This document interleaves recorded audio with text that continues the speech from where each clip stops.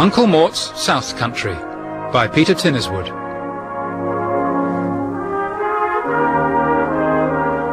Carter Brandon and his Uncle Mort were driving through thick fog along the chalky flanks of the English Channel. It was damp. It was chill. It had a cold, thin tongue. Uncle Mort sat glumly in the back seat of the blood-red Beetle. In the days of my youth, Carter, life was one long fog just like this. Was it? Aye. There was no sun to mither us and force us to look happy. There was no breezes to wipe away our gloom and give an uplift to our underpants. All you had was unrelieved, relentlessly cloying fog. That's why we women folk always looked so beautiful. Why? Because you couldn't see them proper. I proposed to your Auntie Edna on a foggy day like this. Did you? Why? I'd no choice. It was either that or going home and cleaning out the parrot. Then suddenly the fog lifted. 1 minute they could not see their noses' tips in front of them. Next minute the English Channel was revealed. Great shoals of ships, coasters full-hipped clawing for the estuary, tankers in ballast, high-prowed and bound for the Rhine, container ships giddy with the booty of the Indies, a cruise liner flirting with the storms of distant Biscay. Go on then, Carter. Delight me. Tell me where we're bound for, geographically speaking. I don't know. Where do you fancy? Uncle Mort did not respond. He was sound asleep. The peak of his cloth cap sagged luxuriously in its bed of dandruff. You poor old bugger. You'd have been better off marrying the parrot. He did not know where he was bound. He headed the car westwards. He had not travelled more than a mile when he saw a girl standing at the roadside. She stuck out her thumb. Should he? Should he not? She had long blonde hair. She wore cut-off jeans. He passed by her slowly, softly stroking his brakes, caressing them. Should he? Should he not? The words of his wife Pat as she bade him farewell on the front doorstep in a white linen suit and a navy blue silk blouse. I trust you, Carter. I trust you implicit to behave yourself whilst you're away and not go manking around with strange women, just because I'm saving up for a new food processor. He jammed on the brakes.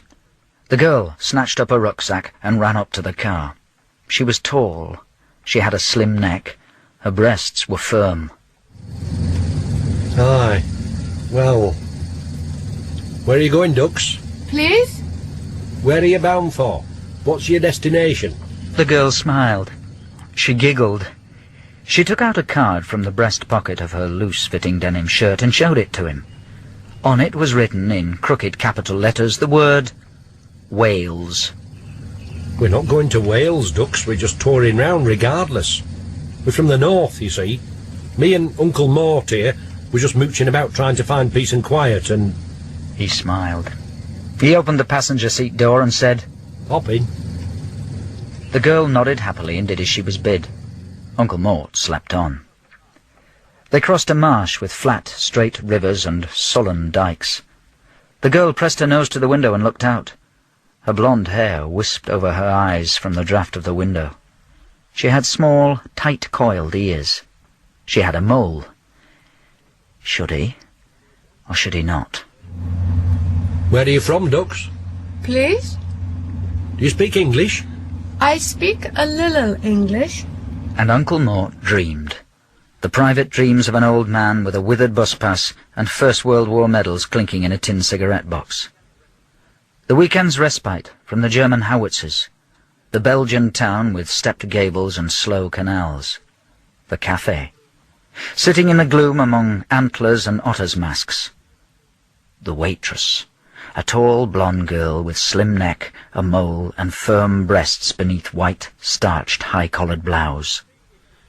Do you speak English, me old ducks? Please? Parlez-vous anglais? Please? English? You speak it? A little. You want something? Too bloody true, missus. What I want is 2 pints of bitter in a straight glass and a cheese and onion sandwich and butter it on both sides, and I'm not minded if it's got a black crust. Please? The car climbed out of the marsh. Flints crackled beneath its tyres. Uncle Mort awoke with a start. Hey up, Carter. I couldn't half do with a slash. Shut up, we've got a visitor. What? Struth? Where did she come from? She's hitchhiker. I picked her up 20 miles back. Where's she going? Wales. Wales? What does she want to go to Wales for? All you get in Wales is flat ale and coal miners singing out of tune. All you get in Wales is sheep with dirty teeth and... He paused.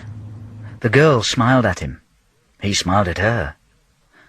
The sun-sodden Belgian town with porky trams and shell-pocked cobbled streets. Do you fancy a night out on the town, Ducks? Please? You and me, Ducks. Onward Jack, a few jars and a bag of chips. Me big cheese in England. Me Member of Parliament. Me centre forward for Blackburn Rovers. Me Professor of Difficult Sums. You understand? You savvy, eh? Please? Carter Brandon drew up outside an inn. It had a stream with a frond of rushes and yellow wagtails flickering and fluttering. We're stopping here for a pint, Ducks. And a leak, Carter. Don't forget Mother Nature's priorities, lad. Carter Brandon fetched drinks. He smiled at the girl. Those long, slim legs, those jeans frayed at the thighs, the lilt of her hips, the slim silver band round her ankle.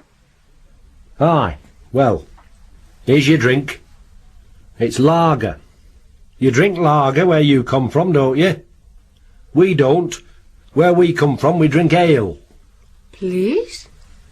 I wonder where she comes from, Carter. I don't know. Leave it to me, lad. I'm an expert on these matters. Right then, Ducks.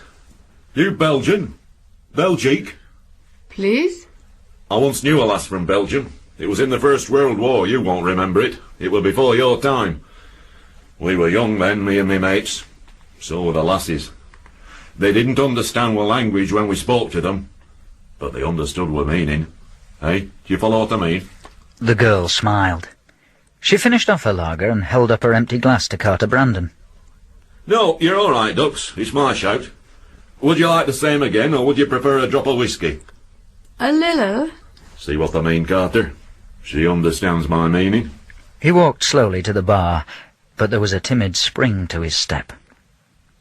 Carter Brandon smiled at the girl. Should he, or should he not? He thought of his wife, Pat, the rasp of her stockings, the snap of her purse, the rattle of her charm bracelet. What's your name, sweetheart? Please? Me, Carter. You who? Folkestone. What? Me, Folkestone, Boulogne. Oh, I see. Hope you weren't sick.